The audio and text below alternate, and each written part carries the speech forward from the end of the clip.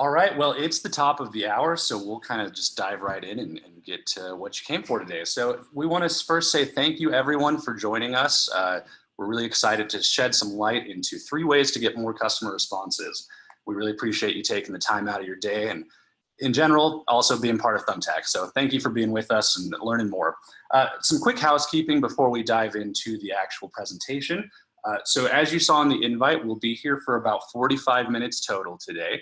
That's going to entail about 25 minutes of content presentation that we have up front, followed by a Q&A at the end. So feel free to be thinking of those questions you want to be asking at the end. We also have one of our amazing support specialists, Brenna. She is here to kind of see that chat. You have a chat window in the webinar. So if you have anything that pops up ahead of time, feel free to pose that question to her as things go along. And also, while we're kind of getting started, log into your Thumbtack account if you're following along on desktop. We will be going through some things in the Pro app, so feel free to follow along there. So some quick introductions. My name is Travis. I'm one of the education specialists here at Thumbtack. My goal is essentially just to find new ways to help you understand how you can find success here. And to do that, I've brought a true expert, Sandrine, with myself. She's been at Thumbtack for a while, and I'll let her tell a little bit more about her story. Yeah, hi everybody. Thank you so much for joining. We are saying hello from our Salt Lake office. So I've worked with Thumbtack for about 3 years, and I actually discovered Thumbtack as a pro before joining the Thumbtack team. I'm a yoga instructor as well, and I was looking for more yoga clients. And when I first found it, I had a lot of questions about how Thumbtack worked and really would have benefited from having something like this, where I could learn to be more successful. And so, Sandrine, when you were doing yoga instruction on Thumbtack, about how much success did you find? How many hires, things like that? Yeah, good question. So I was hired about 9 times, and I have about 7 reviews on my profile, both verified and unverified. But I loved Thumbtack and loved it so much now that I work for them. So we'd now like to get to know you a little bit better. I think Travis will launch a little poll so we can get to know you as well. Yeah, you should be seeing that in your window as we speak. Yeah, let us know what service you offer on Thumbtack. We've got some groupings of categories. We know there's so many different options. It's hard to be able to list each one individually, but at that high level, let us know what you are, and we'll share out those results in just a minute. Yeah. So, and once you've had a minute to answer that poll, just a reminder to be sure to use this time to log in and follow along. And while we're wrapping that up, I'm going to go over a quick overview of what we'll be covering today. So as mentioned in the invite, we're sharing 3 tips throughout our webinar today that will help you have more and better conversations. But there's also a few other important foundational principles we'll go over. So to break it down, we'll be understanding the customer expectations. So what is it like to be a customer using Thumbtack? We'll go over example leads and response tips, and so what that means, and how to improve in simple ways. We'll also go over tools at your disposal, so helpful tips, helpful tricks, and at the end there we'll answer your questions. So, diving right in, understanding customer expectations. And let me take a moment here to just launch those poll results so everyone can see. It looks like we have the majority in something else, so I clearly need to make these categories a little bit better. But we have 2 in weddings, so Sandrine, if you are showing anything live on the customer side, let's take maybe a look at wedding officiants. Perfect, let's do that. All right, so understanding customer expectations. So something we've learned with our pros is if they understand customer expectations, they are more likely to get hired. Let's take a moment and place ourselves in today's customer world. So when you think about it, there's such a high focus on customer expectations. Let's shift over to what that looks like. When a customer arrives at Thumbtack, we have our search results, and it's designed in a way that makes it easy for customers to navigate and find pros like you. It's something that they've become very familiar to expect on places on the web like Google search or Amazon shopping or booking a flight. And so they've kind of held these same expectations about being able to find results and talk to pros instantly. This is a super familiar interface to customers. It's what they're used to seeing. Think again, Amazon, Google search results, Airbnb. So I'm going to swipe over all the way to Thumbtack, and this is a homepage that customers start going to. So we're going to see what it looks like when we start going through the flow here to find our wedding officiants. So customers come in and they filter. First, they decide what category that it is they need a pro for. And then they can see that you can scroll down, you can see that there are different tags. If they respond quickly, you can see their average review rating and how many years they've been in business. And you can also see that there's a couple other things. There's a little note here and some estimated costs. I want to share a real example about a customer experience of my own on Thumbtack. And this involves immediacy and urgency. I'm shifting back to late December. And so again, I mentioned we're in Salt Lake and it gets super cold here in the winter. My fiance and I woke up one morning and our heat was not working and the house had dropped to 45 degrees. So we were very chilly, we were very urgent. I immediately got on Thumbtack and searched for heating pros to help us with our furnace. So I went through this same process, started reaching out to some pros, and I actually had a pro reach out to me almost immediately on a Sunday morning, and we were able to get him into our house a couple hours later and get our heat fixed. This was really, really huge for me and was such a great experience for me as a customer on Thumbtack, having a pro respond quickly and help me get my job done. So again, these search results are just something that customers have gotten used to seeing. Yeah, and I love with your example there. I mean, we do our best at Thumbtack to try to give the customer, as much information about the pro up front. But I think oftentimes that big differentiator, like you mentioned in your example, is kind of the urgency and being the first to bat there. Yeah, totally. Great point, Travis. So it's not just one of these one-off stories like my example I shared. The data shows it as well. So we're seeing that pros who respond within 5 minutes, so as close to instant as possible, are 50% more likely to receive customer response. Even that's not possible, even when that's not possible, we're seeing customers respond 20% more often when you're able to get back to them in the first hour.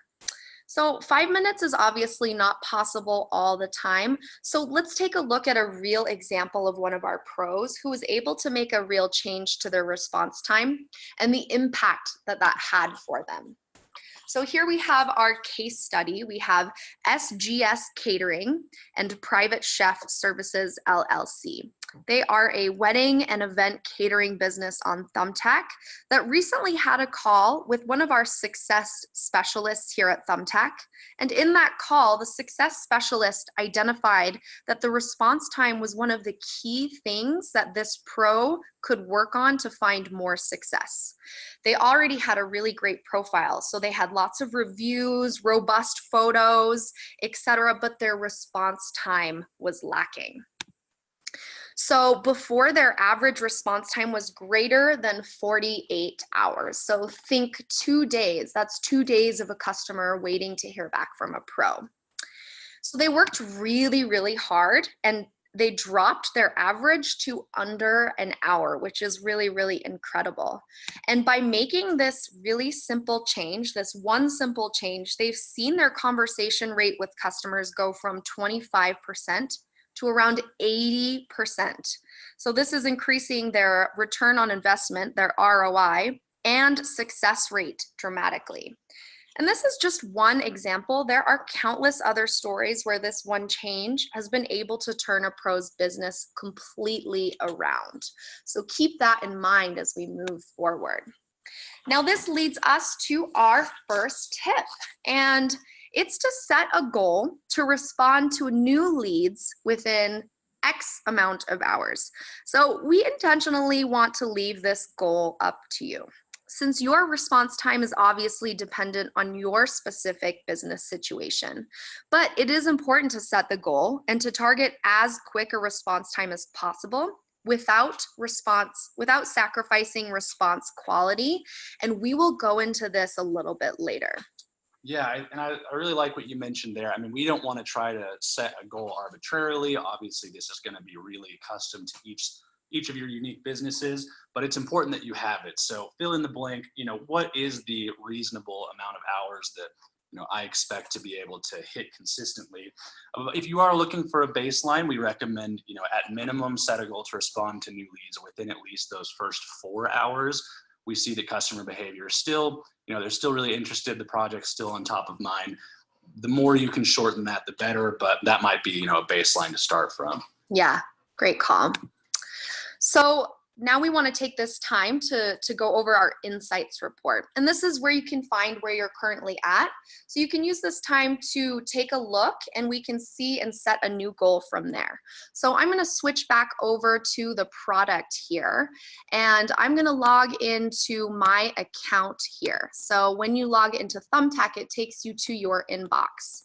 I'm going to pop over here to services, and here at the top of services you can see that there's activity this week, view insights. So I'm going to go ahead and click view insights, and it's going to take me to my insights page and it's going to show me my activity. Now I'm going to shift over to how I compare.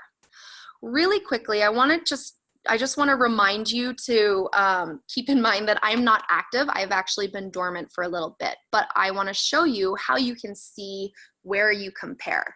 So first we've got the rating up here. You can see that I have a 5-star rating, and so it's 0.1% higher than the average pro in my area. But as we scroll down here, this is where we really want to take a look. So first we've got the response rate here, and this is how often you respond to customers within 24 hours. And these metrics are taken from the last 30 days. So you can see myself here compared to the average pro in my area. And so if this is something I wanted to improve on, I would know I need to really improve my response rate.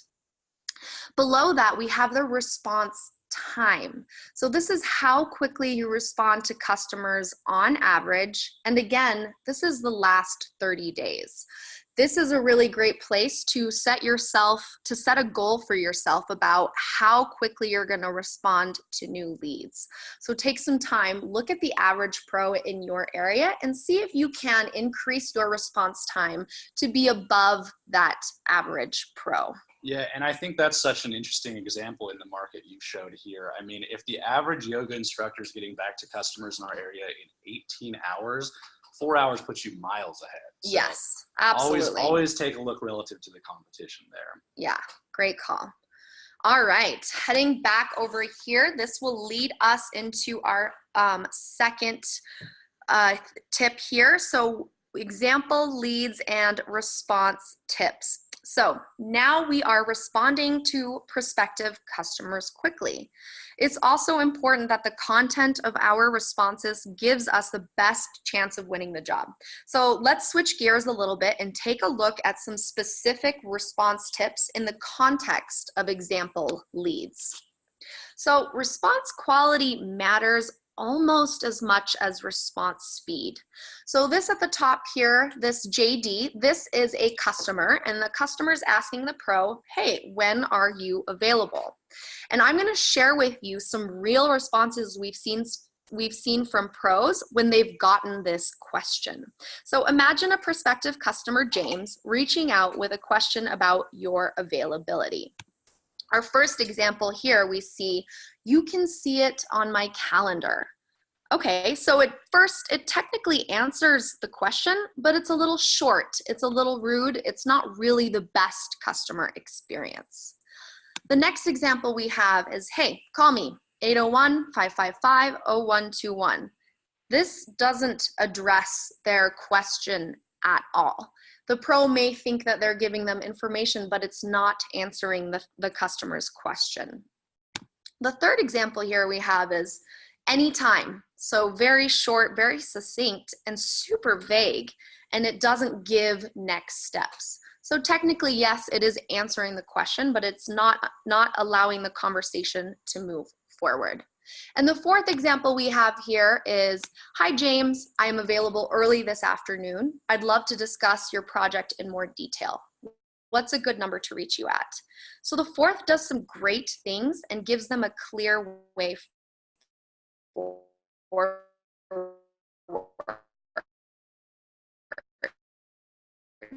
So we clearly know which one is. Just to note often that the main goal from a lot of pros is got to get that customer on the phone. You know, I'm a great salesperson. If I can chat with them, I'm going to lock this job down.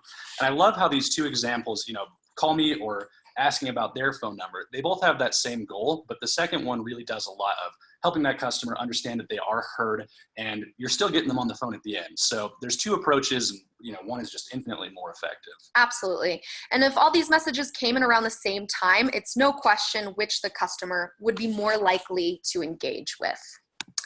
So this leads us into the lead types on Thumbtack. In order to go over response tips, let's quickly talk about the types of leads you'll see on Thumbtack. The types of leads you'll get depend on whether you're promoting your business and telling us your preferences. You set preferences for each service in the Services tab. So first we have exact matches. This is when a customer reaches out and all the details in their request match your preferences, such as travel area, time and job type. These are exact matches. The second here is partial match leads. And these are when a customer reaches out and the details in their request match some of your preferences. Or if you haven't set preferences, these will be all the leads you receive. So let's dive a little bit deeper. So here we can see an example of an exact match lead for a service we set our preferences for. We see a few details. We can see the name here. You can see what they want. So they want to know when we're available, and they're looking for a house cleaning standard cleaning. You can also see the fact that it matches our preferences perfectly because we were promoted for this job. So here you can also see, yes, we look at the review, we can see that it's a reoccurring cleaning, they want an oven cleaning, and at the bottom here you can see that there are two options. There's reply and can't do it.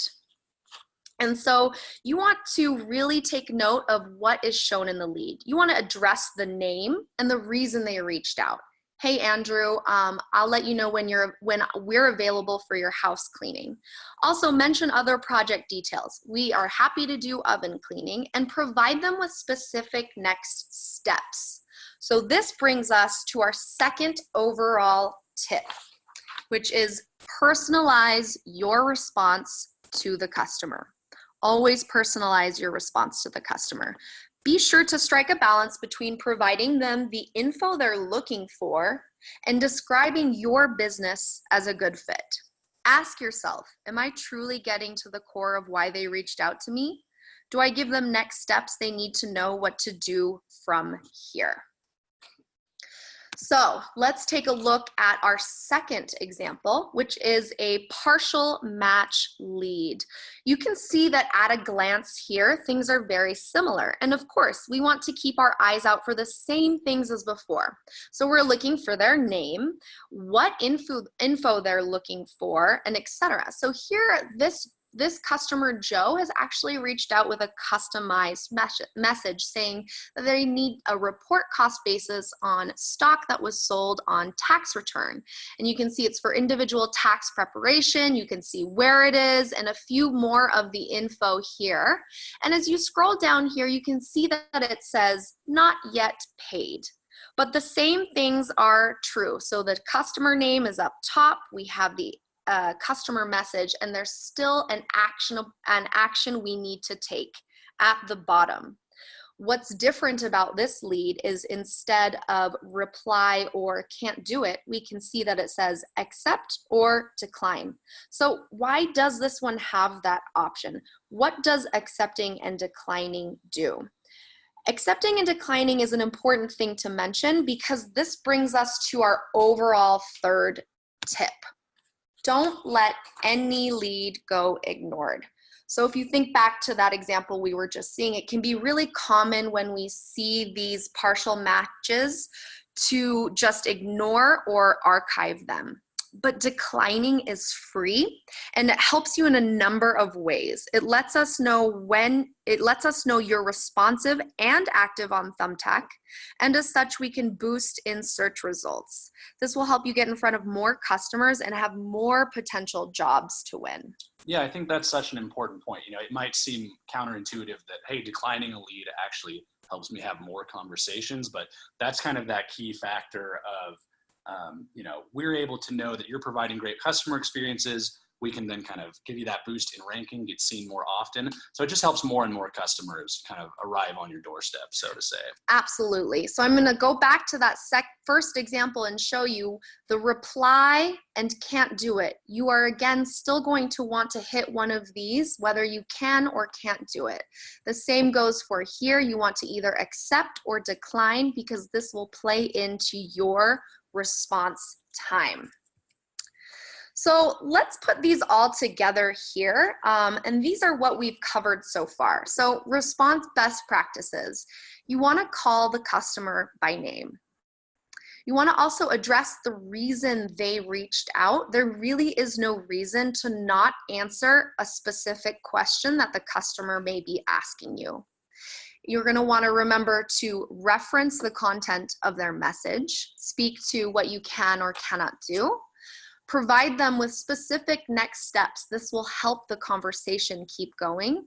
And again, finally, accepting or declining all leads. So whether you can or can't do it, make sure you're responding to those leads. So 3 ways to get more responses. I want to recap the actionable things we've covered. We want to respond promptly. We want to respond personally, and we want to respond to all leads. Awesome. Well, thank you, Sandrine. I mean, these things seem like, you know, okay, it's clear, like I know what I need to do now, but how do I do that? So we're actually pretty excited to talk about a couple features in the product that will help you kind of execute against these things. So the first of these tools that you have at your disposal is something called Saved Replies. And I think, Sandrine, you had an example in your pro account that we can take a look at. So Saved Replies is a great feature that's been added to the Messenger recently that will help you kind of get a head start on the responding quickly part of the equation. So what happens is you load up a new you load up one of these conversations that you've had with a customer, and it'll happen, I think, in the ongoing, once you've messaged once or twice. At the very bottom, there's this little bookmark icon, and that's going to open up the Saved Replies box. What you can do here is create a saved reply. If you find yourself often answering the question like, when are you available in general? Like, what are your business hours? Oftentimes these are listed in your profile, but sometimes customers maybe missed it or skimmed past it. So you can find like these kind of often responses to get that little save reply, shortcut it, and be able to reach out to them quickly. Another common situation we've seen used for this is, oftentimes we get new leads when we're busy on another job, and it wouldn't be right to take a break from another customer and write out a thorough custom response. But we've seen a lot of success with pros having like a save reply of, hey, I'm on the job now. I saw your lead. I'm really excited to get back to you in more detail later on. And that kind of lets them, it lets you get back in their inbox quickly and let them feel assured that you've seen their request, but that you'll be following up more thoroughly later on. So you can kind of buy yourself some time in a way. So I love the ways that pros have used Saved Replies. If any of you in the audience have done anything really unique with it, let us know in the chat. We'd love to hear your tips as well. But Saved Replies is going to be hugely important for having both that response time and response quality. And then our second tip today is your notification settings. So we will also show this in the product. We can't recommend enough using the Thumbtack Pro app. We know a lot of our pros might be logging in on like a mobile web browser or a desktop web browser, but no matter where you log in from, go into your account and check these notification settings. Be sure that you take a look, read each of them, and sign up for those new job alerts, new messages. Here you see Sandrine has the text options, email options. But the reason we advocate for the app so much is push notifications. There's really nothing that's going to be better than, a brand new notification at the top of your phone. Sometimes emails get lost, text messages have service delays from the carrier, you name it. So be sure, no matter where you're logging in, check your notifications, make sure they're working for you. And we can't recommend enough, tinkering with these from time to time to make sure it feels right. But that said, that's kind of the main tips we wanted to cover. So we're about to get into the Q&A. Before we do, I just shared a little survey in our chat. One of our core values here at Thumbtack is to make each other better and always be improving. So we want to hear from you. What did you like about today? What did you not like? What can we do better to make this more valuable? If you tune in for a future session. And if you're not able to see that in the chat right now, it will open up a window in your browser later on. So with that, we are to our Q&A. I think the part everybody is most excited about. So if there are any questions, let us know in the Q&A, in the chat window. We'll be here for the next 15, 20 minutes or so to read those out.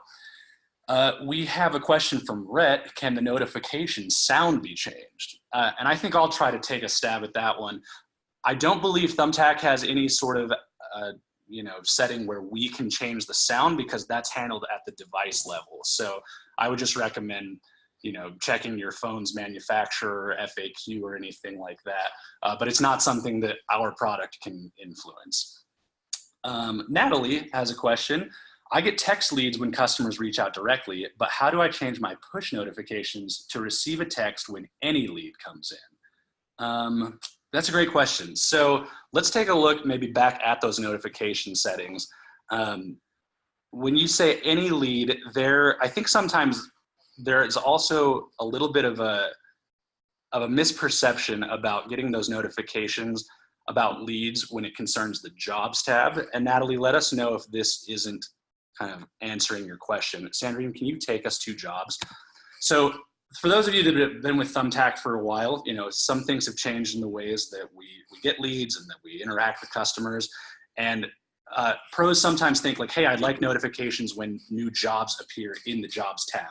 So jobs tab is a little different. This is essentially, customers in the area that have already reached out to someone else. They found that other pro in the search results, but maybe that pro hasn't responded or the work hasn't been completed. This is an area where you can kind of hustle and try to win extra work. But we don't send notifications for these because they are a bit of a long shot. It's not really the area we recommend focusing your time, as it's not going to be the most return on your effort there. So you can set those text and push notifications for anything that comes in when a customer finds you in search results. Again, you do that in your settings and notification settings, but jobs tab, that won't be the case. Let's see, we got a couple great questions coming in, so we'll try to get to them in the order we have.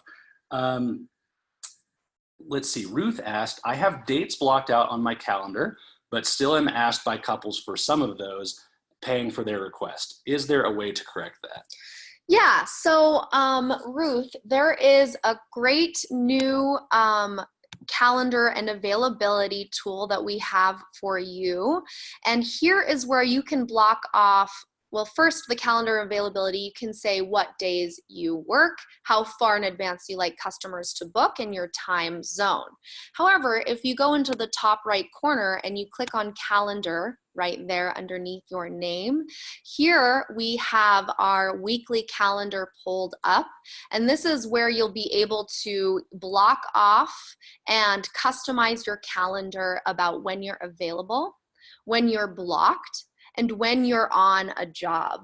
And so when you're available, that will match with customers' preferences. If they're looking for a job within that availability, you will receive a lead and or notification for that. However, if you're blocked or on a job and the customer is requesting a job for one of those times, if you have your preferences correctly set up, you will not receive those leads. That being said, it is possible to receive leads during your blocked times or your job times for jobs that are coming through for available times in your available section. So let me repeat that again because it can be a little confusing. You can still receive incoming leads on times and dates that you have blocked off if those jobs are for times where you are available. So you will want to come here into your calendar and really start to customize when you're available and when you're not. That way we can really understand which leads are going to match when you're available, and we can get that sent your way. Great point on using that calendar tool. And Ruth also mentioned, sometimes she's done that and it has still gotten requests. Sometimes the customers, the system filters out everything we can, like, using the inputs you've given us. Sometimes customers maybe put their request details one way and then in the messenger say something else that doesn't necessarily match up. We do everything we can to make sure that customers give you as much insight as possible. So these instances where customers are reaching out for dates where you have blocked yourself in the calendar, you shouldn't be charged for that lead. I believe you can reach out to our support team. We've also added like a new sort of refund request in the product. So if it's happening and you're confident that the calendar has been set, I would just check in on those. Maybe we can help you out with that. But make sure you're using that calendar tool as you have been. And thanks for using the tools available. Remya asked, is it possible to get their phone number when we get the leads we pay for? And now this is a really interesting question. And oftentimes, we see pros are always asking customers to call them or get their phone number. Interestingly enough, we have tested in Thumbtack in the past requiring customers to put phone numbers up front all the time.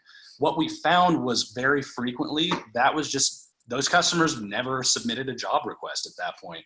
It's, sometimes they're not sure about a new system, or they're not confident that they want to just give their phone number out without getting to know the pro a bit first. So we aren't really confident in the ability to require that of them and then still have enough jobs coming your way. That said, we are working on new tools and systems to try and encourage them to do that. So for instance, if the customer clicks like a call to action, like, hey, I want to book time to consult with this pro, we will require them to put a phone number at that point. So there are certain interactions on Thumbtack where the number is required of the customer, and others where we still want to facilitate that conversation when they might not have the confidence to give that out yet. But really encourage, as you've done in the messenger in the past, always kind of try to get that from them if they haven't already. Let's see. Natalie asked a question about why are saved replies characters limited? And the reason for that is we don't want to overwhelm the customer with too much information. It's an opportunity to send out a quick message when you are, for example, on the job, or you have a quick saved reply that you want to respond to. But the point of the saved reply is to save time. So we want to ensure that it's not too many characters. Yeah, and I think another part of that is, a saved reply inherently isn't customized to that customer's request. There's probably not too much that we should be saying that's not unique, right? So that said, if it is something that you commonly, if you disagree with that concept, I'll mark that down as a piece of feedback, send that over to our product team as an item. I can't promise that it's something we would be working on there, but it's good to know that that's something you want. So we'll pass that along. Jeff is asking, I specifically want to learn kind of how to stop 90. He's seen something sort of like a lot of leads have reached out specifically to me from disappearing after initial contact is made. And this is a common theme we hear from a lot of pros. I see it commonly called, a customer has ghosted me, something like that. Sandrine, what would be your tips to kind of prevent that from happening as much as possible? Yeah, I think ghosting is a common thing that we hear about a lot. And it's important to think back to how the customer is feeling and gaining a little empathy on their journey. And so we talked about a couple tips throughout our presentation today, and I do want to reiterate them and dive in maybe a little bit more specifically. But ending a conversation with a specific question to the customer, saying, if giving them some action to follow through on will encourage the customer to A, not only respond, but B, understand that you are willing to get more information to do their job correctly. So it's really, really important to give the customer customer a call to action. Not only that, but as we know, we're all really busy. We live in an immediate world. Sometimes it is easy for customers to forget that they've started something, or they need a reminder to come back to the conversation.